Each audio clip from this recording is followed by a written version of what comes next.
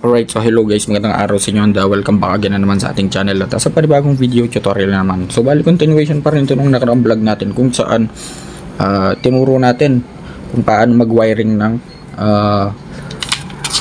stator drive or AC type na motor.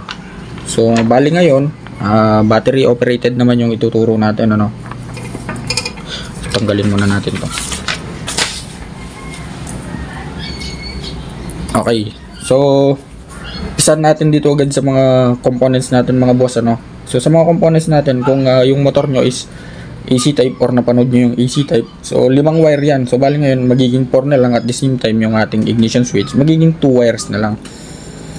Okay, so dun sa nakaraan, ang pinaka trabaho ng ating stator, yan, siya yung nagsusupply ng kuryente papunta sa CDI para magsimula ng combustion or mag-umpisa yung system ng ating motor.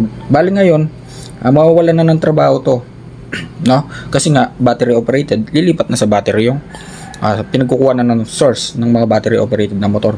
So bali mawawalan na siya ng isang wire, which is yung common or yung black na may red na wire. Okay, so umpisa na natin sa ating stator. So sa stator natin mga boss, itong kulay pink, yan yung ating charging, papunta yan sa regulator or rectifier. Okay, minsan nagiging yellow yan, minsan nagiging white din yan. So next naman, nandyan pa rin yung pulser natin, yung pulser wire. Okay, so yung pulser wire natin, kulay niyan is blue na may stripes na white, papunta naman yan sa ating CDI. Okay, so yung pangatlo sana, which is wala na dito kasi nga battery operated na, yun yung black na may stripes na red, pero wala na yon. So next naman is itong green. So mapapansin nyo, lahat ng components natin may green. Yung regulator rectifier may green, yung CDI natin may green, battery may green, stator may green, and dito sa ignition coil may green din yan, pero nakatap na yan sa chassis kasi, kaya hindi na ginamitan ng wire. So lahat ng green na yan pinagsama-sama na natin. Ayan, yun, dito pinagsama-sama na natin. Pwedeng itap natin yan sa negative terminal ng battery or dito sa chassis, pero mas maganda double negative or double ground para mas maganda yung grounding system. Okay, so bali tapos na tayo, no? Sa pangapat na tayo. So itong yellow wire naman na to, yan yung ating light coil. Kung kanina yung charging, ngayon itong lighting, itong yellow. So itong yellow na to, fix yan mga boss, sa yellow lang talaga yan. Bali yung ginamit nga pala nating color coding ng mga wire dito is based on sa mga Honda at saka sa China. Yung Honda kasi at saka China ng mga motor mga boss is halos pares lang ng color coding. Okay, so next naman dito na tayo sa CDI. Sa CDI natin, okay, so tapos na tayo sa green kasi nga ground na yan. Sa blue na may stripes na white. Okay, so tapos na rin tayo dyan. Sa red na tayo mga boss. Yung sa red, kung mapapansin nyo, nawala na rin yung kill switch dyan, napalitan ng kulay red. So yung red na yan, kukuha yan ng source sa ating accessory wire. Ayan, oh. So imbis na dito siya kumuha sa stator, doon na siya kumuha kasi nga battery operated na siya.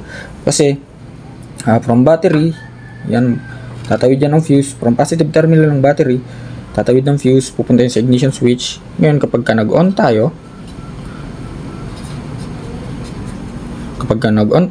masusuplayan ng source itong or current itong accessory wire natin. So dyan kukuha ng source yung ating CDI, which is battery operated na tinatawag, para isupply dito sa ating ignition coil. Okay, so yung kulay naman ng ignition coil natin or yung wire na papunta sa ignition coil is black na may stripes na yellow. Yun. So po doon ang mag-uumpisa yung pagpitik ng spark plug. Okay, so ganun lang kasimple. So bali tapos na tayo sa CDI. Next naman is dito sa regulator rectifier. Okay, so tapos na tayo sa pink, may yellow na tayo kanina, pati green, okay na tayo. So bali ito na lang red. So tulad nga ni sinabi ko, itong pink yan yung charging coil. So bali ang pinakatrabaho na lang nitong dalawa na to, nitong stator at nitong regulator rectifier na to, is panatilihing naka fully charge yung ating battery. So habang umiikot yung magneto natin, nagpo-produce ito ng enough current na papunta sa ating regulator rectifier. Take note, yung current na yun is alternating pa rin, ano, AC pa rin yun. So pupunta pa rin yan dito sa ating regulator or rectifier, i-rectifier ng ating ito nga, regulator or i-manage yung current para lumabas na stable or DC na siya, DC type. Papunta na yan sa ating battery. So yung input nito is itong pink at yung output niya is itong red. Yan. So pupunta na yan sa battery para panatilihing fully charged yung ating battery. Kaya kung mapapansin nyo, yung battery natin tumatagal ng 2 hanggang 3 taon. So dahil dito sa dalawang to. So yung stator, siya yung taga-supply ng kuryente, at yung regulator rectifier, nagre-rectifier para i-charge yung ating battery. So ganun lang kasimple. Yun, napakadali lang. Yun, so bali hanggang dito na lang siguro mga boss. At sana may natutunan kayo. At kung nagustuhan yung video na to, so please like, share, and subscribe.